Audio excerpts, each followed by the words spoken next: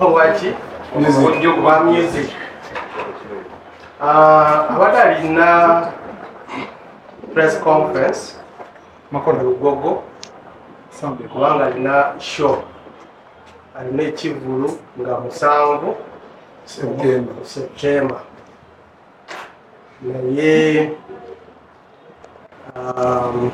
abadde ayisa ebivulu wano mu kibuga abasirikale bagezaako okwogera naye nga bamugamba nti ekisooka waliwo abavubuka badde bajja nga beeyungako nga ali mu kutambula ng'abavubuka bano ekigenderwa kyabwe eky'obubbi nga badde bakuba abantu babajjako ki babavako ssimu abasirikale ne bagezaako okugamba nti munange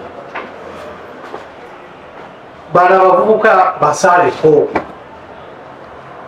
tokozesa namba esukka mu 10 tetuganye gweokola ki ogenda mu maaso n'ekivulu kyo naye tokkiriza ki abantu abalala bajje bakole ki bakugaateko bano abamu balina ekigendererwa kyabwe ekyokunonera erinnya lyo ng'omuyimbi abantu otambula n'abavubuka baki ababbi abakuba ki abakuba abantu nga bajjako ki amasimu gaabwe kendeezako ki namba y'abavubuka bano naye oluusi tumanyi oba oli mu situation ng'eyo oluusi towulira oluusi nga ekigendererwa kyo naye okukuŋŋanya abantu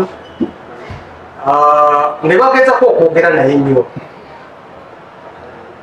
ne bamugamba ati munange toyita Kampala road nga yagamba awo njagala awo nawo ki fans bange njagala kuyita waawe naye nga basirikale bamugamba titoyita waawe basalawo okumuleeta wano ku CPS kubanga baleetawuliriza gye bamugamba nga bamutegeeza okukendeezako okubavubuka tabiwulira bamugamba toyita Kampala road nga tabiwulira ne basalawo okukola ki okumuleeta wano ku CPS naye si mu ngeri embi okumutaasa sooka linnyale yalekera okunooneka kubanga abavubuka bali baba ssimu kati buli omu ajagenda ng'agamba nti abavubuka baki background tebakoze ki bambyeko ki ssimu kati awo bali kumutaasa ki erinnya lye okwenooneka nekirala okulemerera kugobera ekiragiro kya polisi kuyitawo ki Kampala naye ye ali naffe tugenda kumuggyako statement tumucautioning agende cautioning mu Uganda kyeki counseling okwogera naye n'okumubatiza okumugamba olulala ateekwa kugoberera ki ateekwa kugoberera ebiragiro bya poliisi n'ekyebamulaga okukola ateekwa kukikola naye sisuubira nti ajja kusula wano naffe nedda bagenda kumukosolinga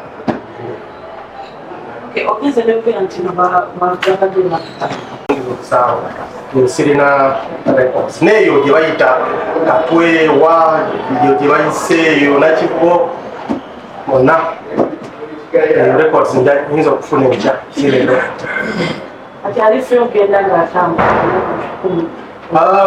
wano balina mwenda nkugambye tugenda kubajjako statement tumaze okubajjako statement manyi procedure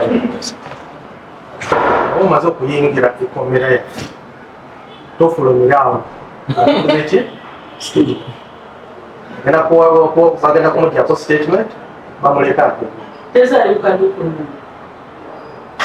wenjogerera kati ali mu office bamuggyako statement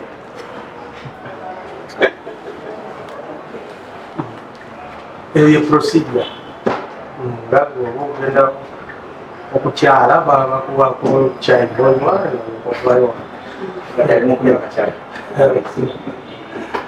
kati byebyo oba waliwo ebibuuzo naye mumukutte n'abavubuka nga bameka bona bali mwenda ye nabanala nana bonna mukutte nababa manyi ba mulimu batamanyi bade sinaba kuba okumubuuza oba okumalide mulabye awo nga bamutwala mu ofiisi naye simanyi ayinza okubeegaana tujja kusoma statement ye nabo babeeganye oba tebeeganye naye sisuubira ayinza okugaana abantu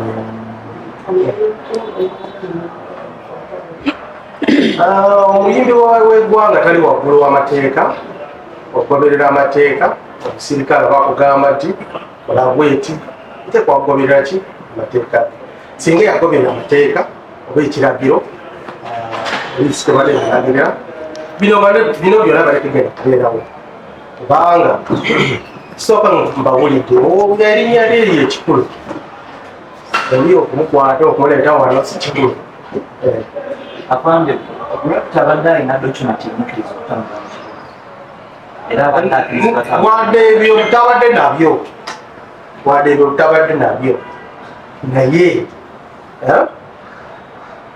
ekikulu twamugambye ati abavubuka bali kumunonera erinnya naye tabadde nabyo naye bale tugamba ono omuyimbi waffe tumwagala nyo alinakyo agende n'ekivulo kye kasita oba badde amaze okuwa KCC ensimbi ez'okulanga mu kibuga ebyo bale tetumanyi naye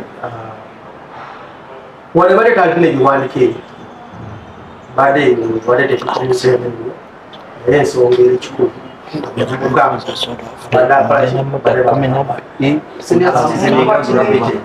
senior citizen nga gravity okutambula mu tawuni musanvu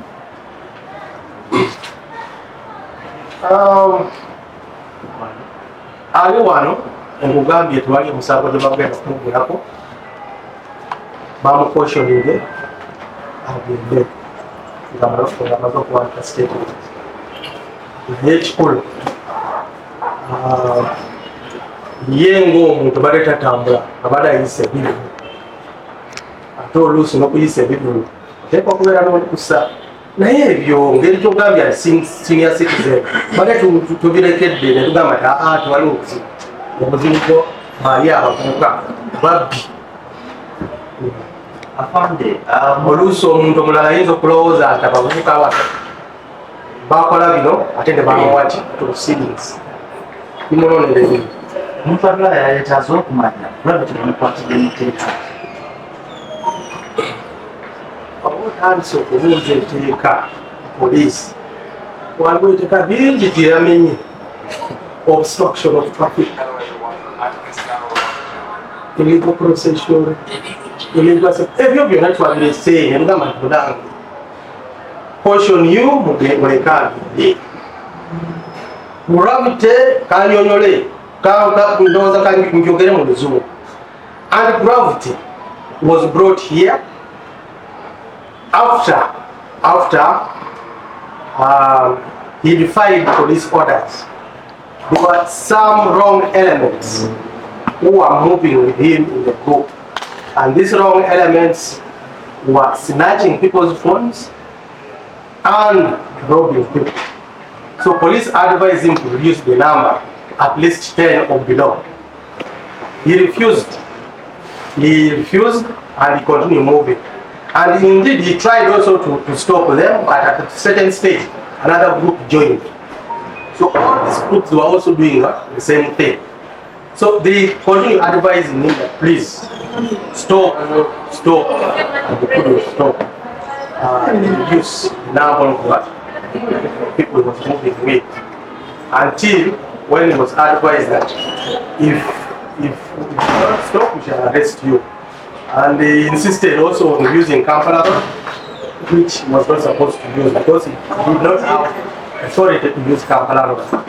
So he was stopped and they brought here. But we have underlooked all that.